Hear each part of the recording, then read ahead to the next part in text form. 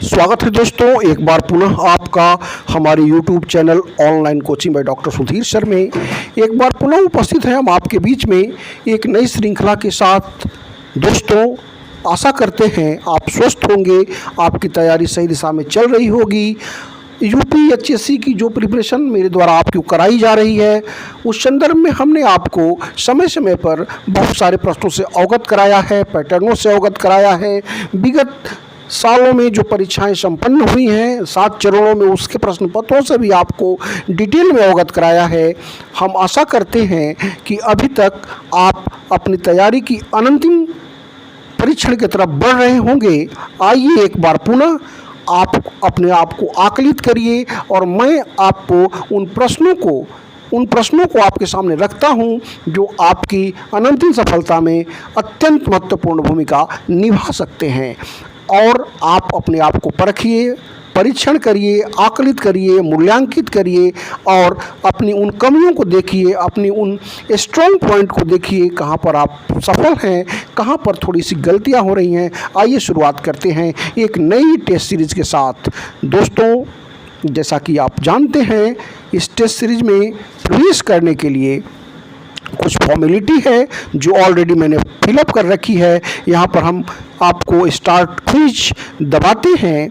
Start quiz दबाने के साथ ही यह टेस्ट सीरीज खुल जाएगी, जिसमें कि आप देख रहे हैं ऊपर घड़ी चल रही है। आपको 30 मिनट का वक्त मिलेगा। 30 मिनट में आपको 30 जीके के प्रश्न को सॉल्व करना है। यह बाइलैंग्वेज टेस्ट सीरीज है, इससे आप अच्छी तरह से अवगत हैं। दोनों वर्जन में आपको इंग्लिश और हिंदी दोनों में आपको प्रश्न मिलेंगे। साथ ही साथ आपको जो भी आंसर देना है आप यहाँ पर देखेंगे और उसका जवाब देते हुए आगे बढ़ते चले जाएंगे। आइए शुरुआत करते हैं पहले प्रश्न से। आप भी उत्तर देते चलिएगा और हम भी आपको फाइनली उत्तर बताते चलेंगे। पहला प्रश्न यहाँ पर आप देख रहे हैं, प्रधानमंत्री ग्रामीण उजाला योजना, जिसके तहत ग्रामीण इलाकों के परिवारों को एलईडी बल्ब प्रदान किए जाएंगे, जो विश्व की सबसे कम कीमत की एलईडी योजना है। आप देख सकते हैं 2 प्रश्न हो गए। ग्रामीण उजाला योजना, जिसके तहत ग्रामीण इलाकों के परिवारों को बल्ब दिए जाएंगे, एलईडी बल्ब, और जो कि विश्व की सबसे कम कीमत की एलईडी योजना है, उसमें एलईडी बल्ब की कीमत कितनी रखी गई है। इससे पूर्व भी आयोग ने जो प्रश्न चयन किया था उज्ज्वला योजना की राशि की, यहाँ पर राशि जो है आपको बताना है कि एलईडी बल्ब की जो राशि है वह कितनी रखी गई है। दोस्तों, 4 ऑप्शन यहाँ पर दृष्टिगत हो रहे हैं। आप अपने स्तर पर जवाब देते चलिएगा। यहाँ जो सही जवाब है वह है 10 रुपये। 10 रुपये में यहाँ पर लाभार्थियों को एलईडी बल्ब वितरित किए जाएंगे। दोस्तों, एक बात हम बता दें कि प्रधानमंत्री ग्रामीण उजाला योजना के माध्यम से लगभग 9,325 करोड़ यूनिट सालाना बिजली की बचत होगी। आगे बढ़ेंगे दूसरे प्रश्न की तरफ। और दूसरा प्रश्न यहाँ पे आपके लिए है कि विश्व के उस पहले देश का नाम बताएं जिसने जलवायु परिवर्तन कानून पेश किया है। Name the first country in the world that introduced climate change law. दोस्तों, 4 ऑप्शन यहाँ पर दृष्टिगत हो रहे हैं। आपको जो जवाब देना है आप अपने स्तर पर देते चलिएगा। यहाँ पर जो इसका सही जवाब है वह है New Zealand. New Zealand makes world first climate change law for financial firm. New Zealand is about to become the world first country to bring a law into force that demands environmental accountability. Now move to the question number 3rd, and that's very important also. यहाँ पर कह रहा है 30 मार्च 2011, दोस्तों ये गलत हो गया है, 30 मार्च 2021 को वैश्विक आर्थिक मंच द्वारा जारी ग्लोबल जेंडर गैप इंडेक्स 2021 में भारत किस स्थान पर है। दोस्तों, यहाँ पर 2021 वैश्विक आर्थिक मंच द्वारा, एक बात आप अपने जेहन में निश्चित तौर पर रख लीजिएगा कि इंडेक्स से प्रश्न आते हैं। बहुत सारे इंडेक्स से संबंधित प्रश्नों को हमने भी अपने प्रैक्टिस सेट में टेस्ट सीरीज में सम्मिलित किया है, जिससे मैं लगातार आपको वाकिफ कराते हुए चल रहा हूं कि आप एक बार पैटर्नों से वाकिफ हो जाएं, फिर आपको किसी भी तरह के निर्देशन की आवश्यकता नहीं है। आप खुद विज्ञ हैं, नेट हैं, पीएचडी हैं, आपको कोई कुछ भी नहीं बता सकता, सिर्फ आप उन पैटर्नों को पकड़ ले। दोस्तों यहाँ पर मैं एक बात और आपको बता देना चाहूँगा कि यहाँ पर जो भी मैं प्रश्न तैयार करता हूँ उसकी महत्ता यह होती है कि वह 2 या 3 प्रश्नों को समाहित किए होता है। यहाँ पर आप देख सकते हैं कि ग्लोबल जेंडर इंडेक्स 2021 में भारत किस स्थान पर है। लेकिन मैंने क्या कहा कि वैश्विक आर्थिक मंच द्वारा अगर यह प्रश्न पूछता है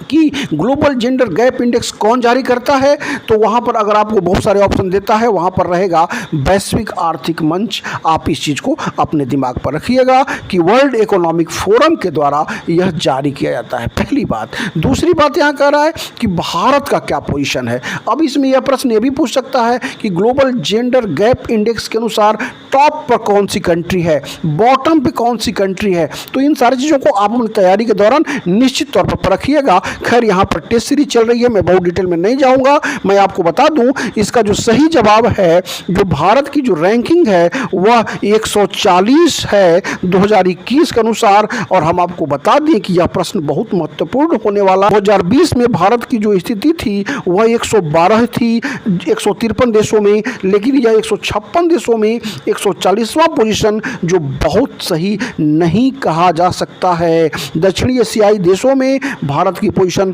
सबसे खराब प्रतीत हो रही है। टॉप पर जो कंट्री है वह है फिनलैंड, आइसलैंड, और सबसे बॉटम में अभी अफगानिस्तान है।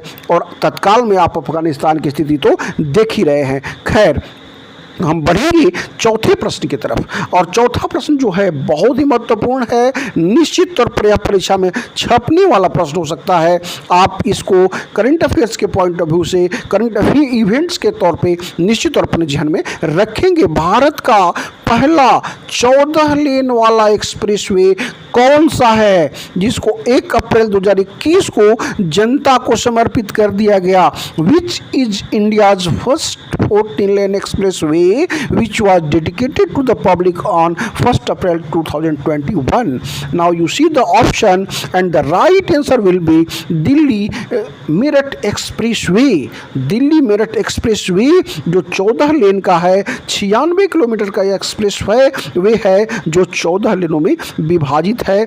और आप इसका सही आंसर समझ गए, Delhi Meerut expressway is the right answer of this question. Now move to the question number 5, और यह प्रश्न भी बहुत महत्वपूर्ण है दोस्तों।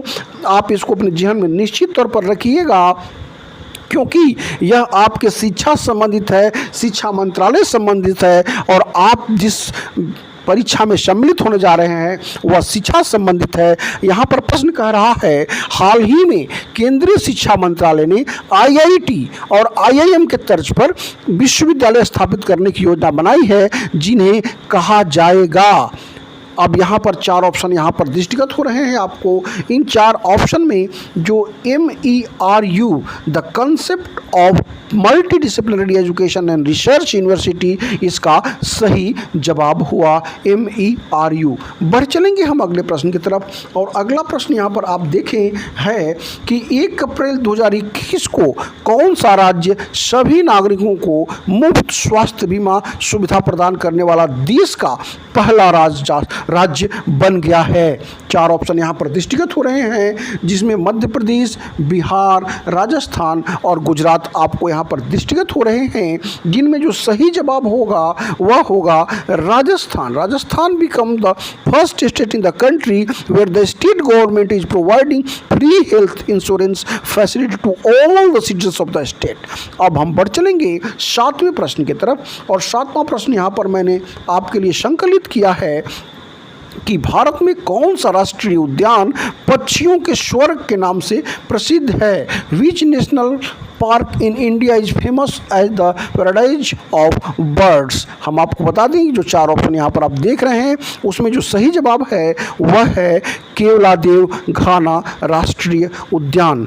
केवलादेव घाना राष्ट्रीय उद्यान, जिसे भरतपुर बर्ड सेंचुरी के नाम से भी जाना जाता है, जिसे कि पक्षियों के स्वर्ग के नाम के रूप में भी जाना जाता है। बढ़ चलेंगे हम अगले प्रश्न की तरफ, और अगला प्रश्न जो है आपका 8वां प्रश्न। यहाँ पर जैसा कि आप अक्सर देखते होंगे, जो आपको रिचर स्केल, मार्केली स्केल संबंधित प्रश्न मिलते हैं, यहाँ पर हमने चयन किया है साफिर सिम्पसन मापक का प्रयोग इनमें से किसके लिए किया जाता है। Saffir Simpson measure is used for which of the following. दोस्तों, जो 4 ऑप्शन है आप अपने स्तर पर उसको देखते हुए आंसर देते हुए आगे बढ़िएगा। मैं आपको बता दूं, इस मापक का प्रयोग हरिकेन तूफान द्वारा किए गए क्षति को मापने के लिए किया जाता है। जैसा कि आप जानते हैं, जो एक बहुत ही डिस्ट्रक्टिव स्टॉर्म है जिसे हरिकेन नाम दिया गया है, टॉर्नेडो होता है, टाइफून होता है, उस तरह से हरिकेन है जो western part of Atlantic ocean में अफेक्ट करता है। हरिकेन तूफान के द्वारा की गई क्षति को हम साफिर सिम्पसन स्केल से मापते हैं। दोस्तों, एक बात अपने ध्यान में अवश्य रखिएगा कि अभी तक जितनी परीक्षाएं आपने दी हैं, बहुत सारे प्रश्नों का संकलन आपने देखा होगा, और हर एक परीक्षाओं में आप पाते हैं कि वे प्रश्न उसी सिलेबस से होते हैं, उसी पाठ्यक्रम से होते हैं, उसी इतिहास से, उसी भूगोल से, उसी राष्ट्रीय आंदोलन से, लेकिन हर बार जो प्रश्न होते हैं वे रिपीट नहीं किए जाते। अगर आपसे रिचर स्केल पूछा है, मार्केली स्केल पूछा है, तो ज़रूरी नहीं है कि वही पूछेगा। वे जो प्रश्नों का संकलन आप देखते हैं बहुत सारी यूट्यूब पर या बहुत सारे पुस्तकों में आपको मिलते हैं, लेकिन वे प्रश्न हर बार परीक्षाओं में बदल जाते हैं। तो आपको अपने अध्ययन की गहराई को निश्चित तौर पर बढ़ाना होगा, प्रश्नों को निकालना होगा उसमें से, तभी आप अपनी सफलता का इतिहास गढ़ सकते हैं। अदरवाइज अगर आप रटे रटाए पैटर्न पर चलते हैं, आप कहीं से कुछ भी पढ़ लेते हैं, कहीं से कुछ भी सुन लेते हैं, कहीं से कुछ भी फ्री में आपको मिल रहा है, तो वह तो आपके समय को बर्बाद करने के सिवाय और कुछ भी नहीं है। लिहाजा आपको उस चीज़ को अपने दिमाग में रखना होगा कि आप उसी पाठ्यक्रम में से उन चीज़ों को चुनें जो अभी तक आए नहीं हैं और वे आ सकते हैं। क्योंकि आपने देखा होगा परीक्षाओं में 3-4 प्रश्न तो रिपीट कर सकते हैं, लेकिन पूरे प्रश्न रिपीट नहीं करते, और हर एक साल वे परीक्षाएं कंडक्ट होती हैं, लेकिन कभी भी पूरे प्रश्न रिपीट नहीं होते। लिहाजा आपको इस चीज़ को अपने दिमाग में रखना होगा। यहाँ पर हरिकेन तूफान द्वारा किए गए क्षति को मापने के लिए इसका सही जवाब हुआ। बढ़ चलेंगे हम अगले प्रश्न की तरफ, और समय बड़ी तेज़ी से बीतता हुआ आगे बढ़ रहा है, लिहाजा अब हम इसमें समय नहीं दे सकते, क्योंकि हमें पूरे प्रश्नों को सॉल्व करना है, आपको सारे प्रश्नों की जानकारी देनी है। और एक बात और मैं बता दूं कि इन किंचित कहीं भी आपको लगता है कि आपको इस सारे PDF की आवश्यकता है, मेरे द्वारा बनाए गए सारे प्रैक्टिस सेट, करीब 2500 प्रश्नों की प्रैक्टिस सेट की आवश्यकता है, नोट्स की आवश्यकता है, PDF की आवश्यकता है, तो आप बहुत ही न्यूनतम राशि चुका करके आप हमको उससे प्राप्त कर सकते हैं। आप व्हाट्सएप करके वे सारी चीज़ें हमसे प्राप्त कर सकते हैं। अगर आपको लगता है, अगर आप सेल्फ स्टडी करते हैं और आपको लगता है कि आप सफल हो सकते हैं, तो you have no need to join with me, join with us. लेकिन अगर आपको लगता है कहीं भी, क्योंकि जीके की मात्रा से आप अवगत हैं, आइए देखते हैं इस प्रश्न को। इनमें से कौन परमाणु त्रासदी से संबंधित नहीं है?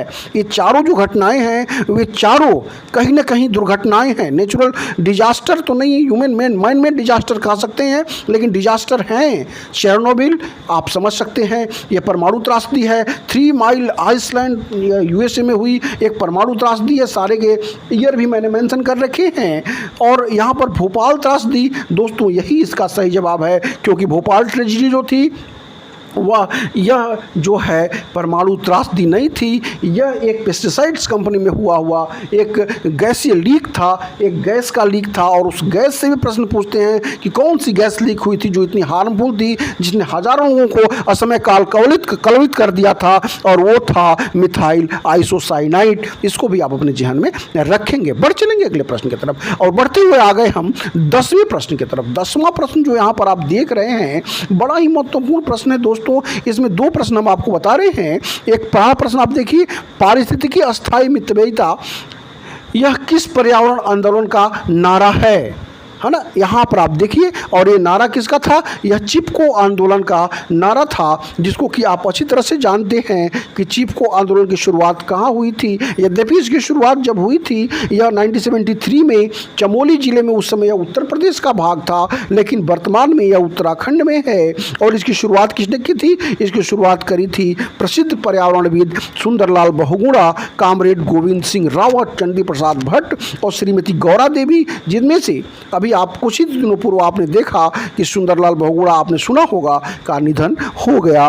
खैर, हम बढ़ चलेंगे अगले प्रश्न की तरफ। और 11वां प्रश्न यहाँ पर आप देखें, राष्ट्रीय बाघ संरक्षण प्राधिकरण NCTA द्वारा बाघों की संगणना के लिए इनमें से किस तकनीक का इस्तेमाल किया जाता है? नेशनल टाइगर कंजर्वेशन अथॉरिटी द्वारा। हम आपको बता दें, इसमें जिस तकनीक का इस्तेमाल किया जाता है, अक्सर आपने इसको देखा होगा, पढ़ा होगा, स्ट्रिप्स जो तकनीक है, एम स्ट्राइप्स तकनीक है, उसका इस्तेमाल किया जाता है। दोस्तों, एम स्ट्राइप्स के संदर्भ में हम आपको बता दें कि इसका मतलब होता है monitoring system for tiger intensive protection and ecological status.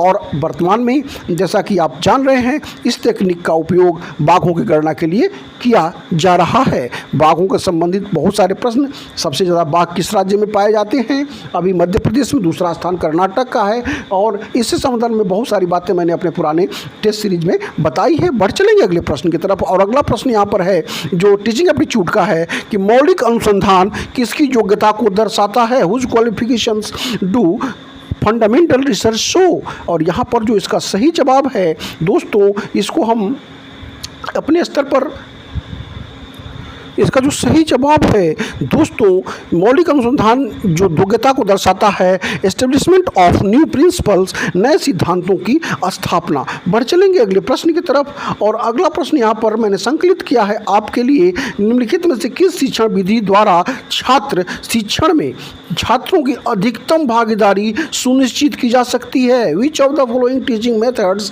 Can ensure maximum participation of students in students learning? मैं आपको बता दूं, 4 ऑप्शन जो यहाँ पर आपको दृष्टिगत हो रहा है, उसमें डिस्कशन मेथड के माध्यम से छात्रों की अधिकतम भागीदारी सुनिश्चित की जा सकती है। बढ़ते हुए हम बढ़ चले हैं 14वें प्रश्न की तरफ। और 14वां प्रश्न कह रहा है, प्रयोगात्मक अनुसंधान में किस प्रक्रिया की आवश्यकता नहीं होती?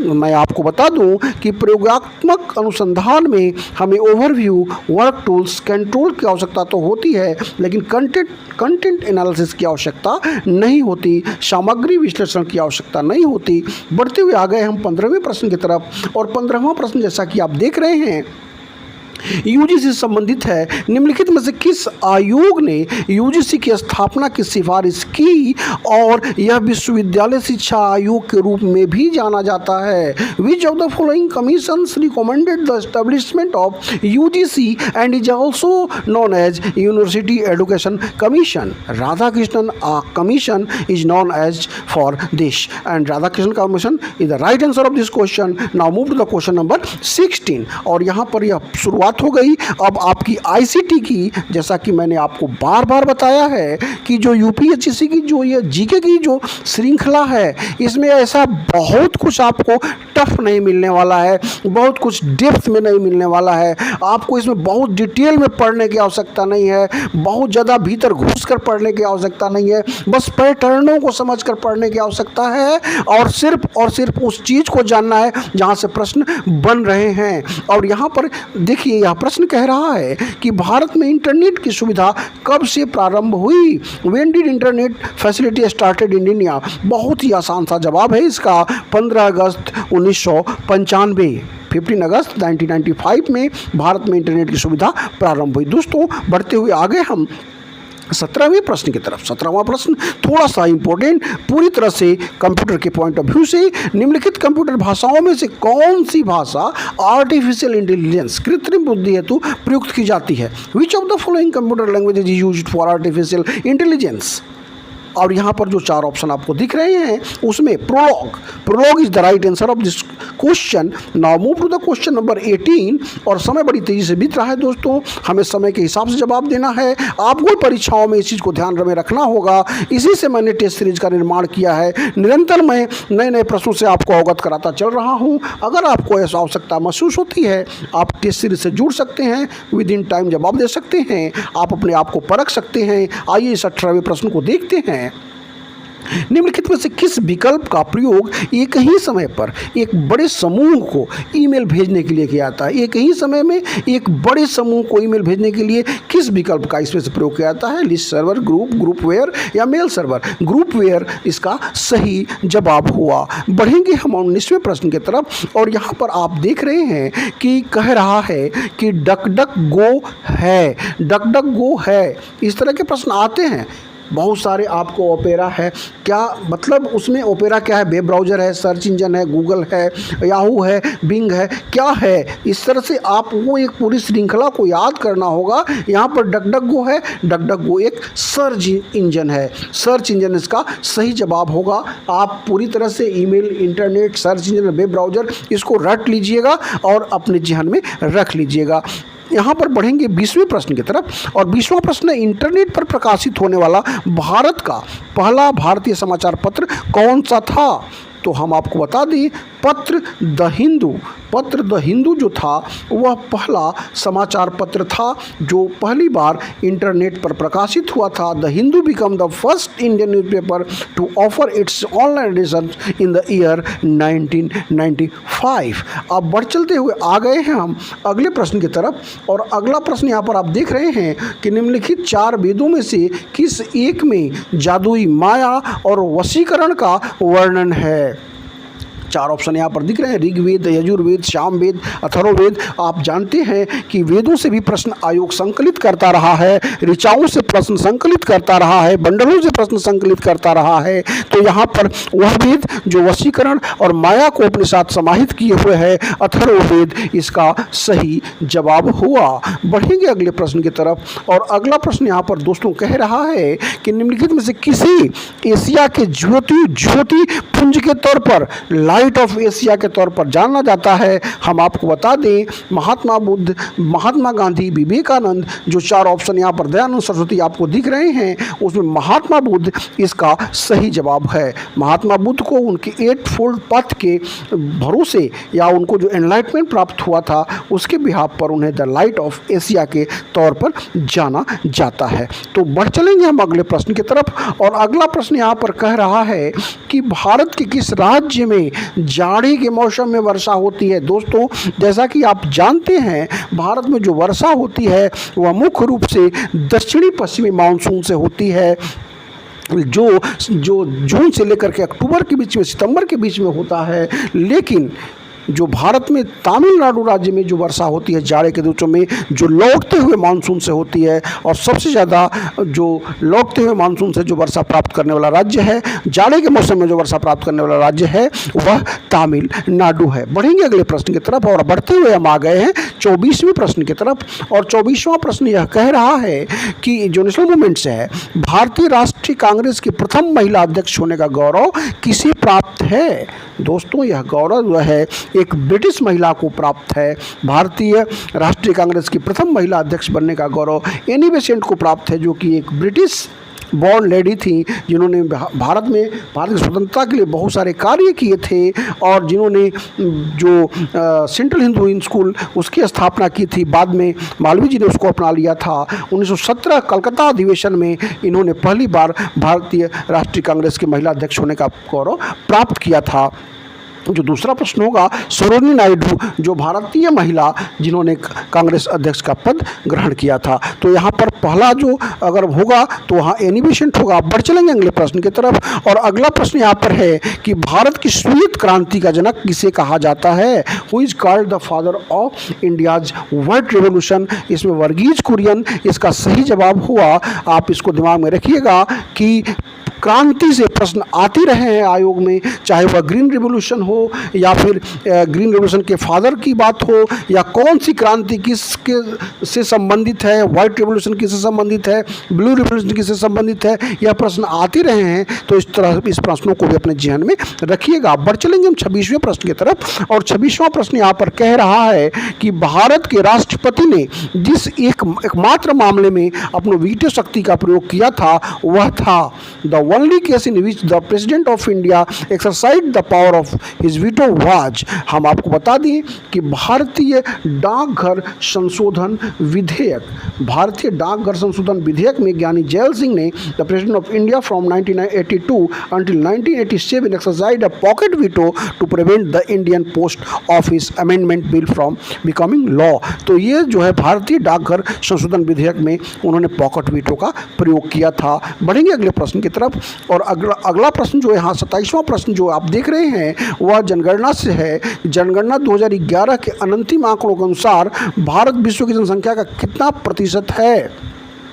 यद्यपि यह भारत के लिए गौरव की बात नहीं है, और 2011 के अंतिम आंकड़ों के अनुसार भारत पूरे विश्व में 17.5% स्थान रखता है। 17.5% जनसंख्या पूरे भारत में निवास करती है पूरे विश्व का, तो यह बहुत अच्छी स्थिति नहीं है। खैर, बढ़ेंगे अगले प्रश्न की तरफ, और अगला जो प्रश्न यहाँ पर आप देख रहे हैं कि भारत में मिड डे मील योजना की शुरुआत कब से मानी जाती है। दोस्तों, जैसा कि आप जानते हैं योजनाओं से प्रश्न आते रहा है, तो the mid day meal scheme is school meal program in India, और यह जो है 1995 से 15 अगस्त 1995 से इसकी शुरुआत की गई थी। और अब बढ़ चलेंगे हम 29वें प्रश्न की तरफ, और 29वां प्रश्न जो यहाँ कह रहा है बड़ा ही महत्वपूर्ण प्रश्न है दोस्तों इंडियन पॉलिटी से, कि संविधान में मंत्रिमंडल शब्द का प्रयोग एक ही बार हुआ है। The word cabinet has been used only once in the constitutions and it is, और यह कब हुआ है, कहाँ पे हुआ है? तो यह प्रयोग हुआ है article 352। The word cabinet is mentioned only once in the Indian constitutions in the article 352(3), which states that the president shall not issue a proclamation unless the union cabinet communications him in writing that such proclamation may be issued। तो यहाँ पर 352 आप अपने ज़हन में रखिएगा। बढ़ते हुए हम आ गए 30वें प्रश्न की तरफ, और 30वां प्रश्न कह रहा है कि किसने कहा था तिलक भारतीय अशांति के जनक हैं? बाल गंगाधर तिलक के संदर्भ में किसने ये बातें कही थी? Who said it? तो who said Tilak is father of Indian disturbance? तो यह कहा था वी शिरोल ने। तिलक से आप अच्छी तरह से वाकिफ़ होंगे। इंडिया के बारे में उन्होंने जो स्लोगन दिया था कि भारत स्वराज हमारा जन्मसिद्ध अधिकार है और मैं इसे लेकर रहूँगा। तो यहाँ पर जो सबमिट करने का समय आ गया, मैं देखता हूँ मुझे कौन सा स्थान प्राप्त हुआ है, कितने नंबर प्राप्त हुए हैं, सबमिट करता हूँ, और इसी तरह से आप भी सबमिट करेंगे। और दोस्तों, यहाँ पर जो रिजल्ट प्राप्त हो रहा है, सबमिशन आप देख रहे हैं, सबमिशन के बाद आपको रिजल्ट प्राप्त होगा, और इसके बाद आप देख सकते हैं यहाँ पर जो मुझे मार्क्स मिले हैं 60 आउट ऑफ 60, और हम आशा करेंगे इन फ्यूचर जब आप टेस्ट में पार्टिसिपेट करें या आपने किया होगा तो आपको भी उसी तरह के मार्क्स मिले। वीडियो वॉच करने के लिए ढेर सारा धन्यवाद।